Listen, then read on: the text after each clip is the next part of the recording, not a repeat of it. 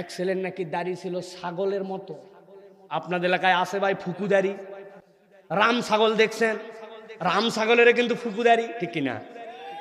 পরে চেটানোর জন্য ইসলাম বিদ্বেষ, দাড়ি বিদ্বেষ, উনার স্যার উনাকে বলছে তোক দেখতে তো ছাগল ছাগল লাগে। ইমান চলে যেতে পারে এই কথা বলার দ্বারা। কিন্তু ওই ছেলে খুব ব্রিলিয়ান্ট, সাথে সাথে উত্তর দিছে you are absolutely right sir.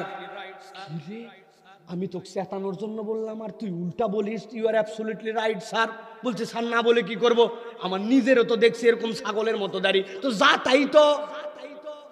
Sir তো ঘাবড়াই গেছে, কি জন্য বললাম আর কি উল্টা কাহিনী হলো। খানিকক্ষণ পরে ছেলে বলছে স্যার আমার তো দেখতে ছাগলের মতো দাড়ি, তবে আপনি যদি আমাকে বলেন একটা কথা, সাহস দেন, তাহলে আপনাকে একটা কথা বলতে চাই। বল বাবা বল। যে কথা বলার পর তোর কোনো রিয়াকশন নেই, বললে কি হবে?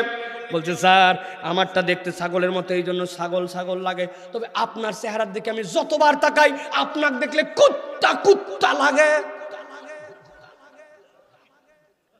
এলাকায় কুত্তার দাড়ি আছে তো, আরো বলা লাগবে?